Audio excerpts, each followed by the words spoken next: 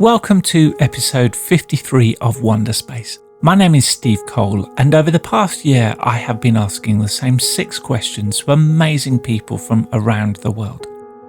The questions orbit around wonder and hopefulness, and the setting for each journey is this shared window on the space station from where we see everything from a different perspective.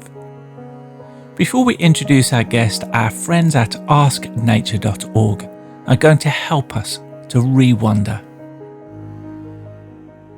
Hermit crabs have a social network that makes house hunting as efficient as possible. Whenever a good-looking seashell washes ashore, crabs throughout the vicinity will check it out, lining up in size order like a class of elementary school children. Eventually, a big enough crab appears and moves into the empty shell, vacating a slightly smaller shell, possibly perfect for the next in line. Many crabs then upgrade their living quarters simultaneously, while avoiding the risks of being without a shell for even a few minutes.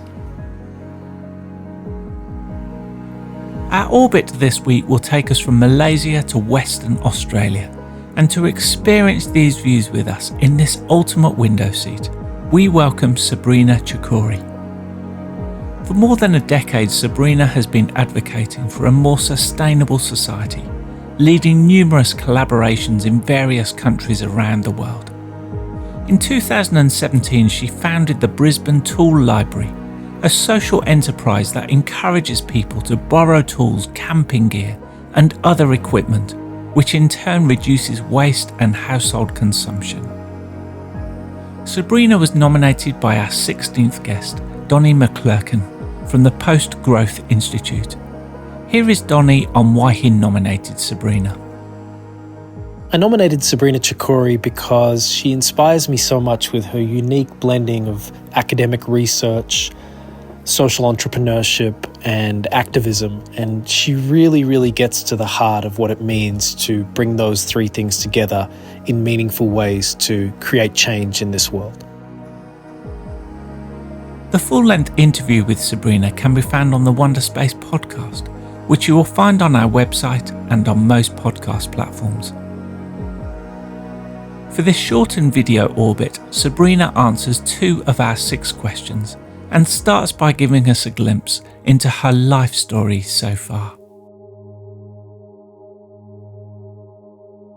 So I'm 29 years old and I'm currently living in Australia. I just moved here 7 years ago from Switzerland, but I have a mixed heritage with also some Moroccan background. And I guess that mixed heritage surely influenced my choices. Why I refer to my age is that I've born in 1992. And 1992 was the first year of the climate summit in Rio de Janeiro in Brazil. So I like to emphasize that detail because I keep hearing even nowadays, we should take climate action for the future generation. And it always sounds to me like a way to postpone the problem. Because if we really look at it, I am the generation that inherited a unfunctional society, a sick planet. I am the generation that has already born with these complex social and ecological issues.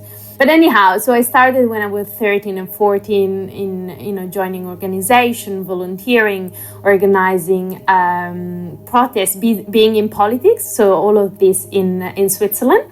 And I've been involved from anti-nuclear protests to anti-deforestation movements, plastic bags movement.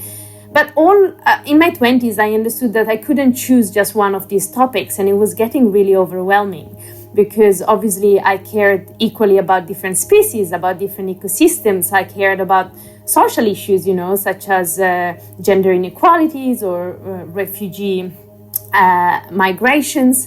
So in my 20s, I had to decide where I wanted to focus my energy on. And I tried to explore what was causing all these social and ecological complex issues.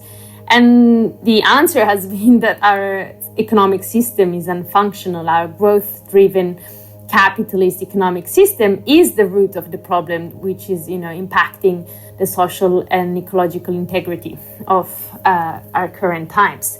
And so since then, I started working on economic degrowth, post-growth way of reorganizing societies. A degrowth society wants to be an alternative to the current growth capitalist system, which basically prioritizes profit and capital accumulation over any other thing. So in a degrowth society, the idea is to prioritize social and ecological well-being beyond GDP growth. And in doing so, we really need to be, redesigning entirely society. I'm finishing a PhD at the University of Queensland, looking at how we could redesign food system in a post-growth society. For example, if food is a necessary good, why are not food system not for profit? Why is food a commodity? Why are we speculating on food? I think that the most exciting part of my work in the last almost 5 years has been through the Brisbane Tool Library. So I started in 2017 the Brisbane Tool Library, which is really like a book library, but for tools and other equipment. So we collect secondhand items, and like a book library, people can just borrow these items, so they don't need to buy them. And that fits the economic degrowth narrative in the sense that in order to respect the ecological limits of the planet, which means respecting ecosystems and ecosystem services, we need to contract the use of resources. And therefore, we have to reduce productivism and consumerism. So the tool library, the interesting part is learning how to collaborate, because we come from a very individualized society. So for especially my generation, we come from educational system that prioritize individuals over the collective, but also a very productivist and consumerist system that tells you to buy your solution, rather than getting society reorganized. I think that at the bottom line of all what I'm doing is trying to keep alive the idea that a non-capitalist society can exist, that a prosperity beyond growth can exist, and we should be bold and courageous about it, because we don't have much time, but also it's our duty to come up with different imaginaries.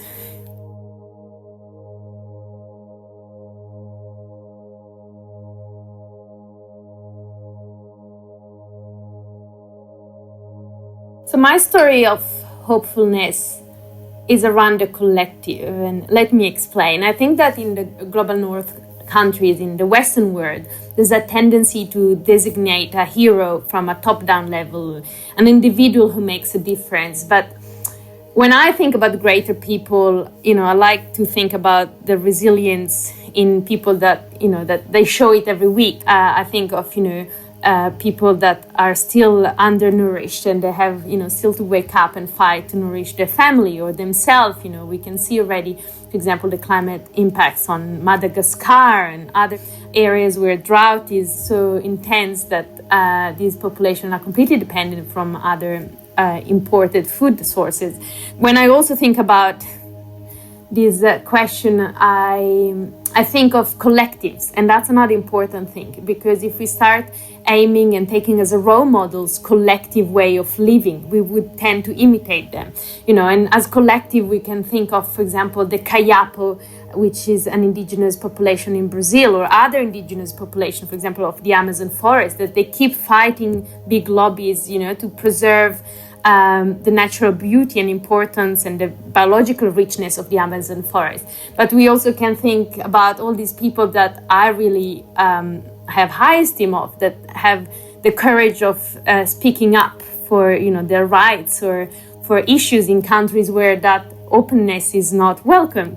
And in fact, I took the Amazon forest as an example, but we know that there in other parts of the world, some so-called activists disappear. And so obviously we have a lot of these people sacrificing, every week, every day, and maybe not having the same attention as Greta Thunberg or, some American politicians or some other more mainstream activists that feed the media interest.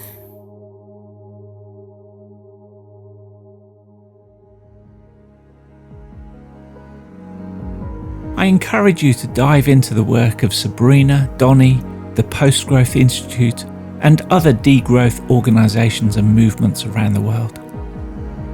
To engage with the previous 52 Wonderspace episodes, go to our website, ourwonder.space.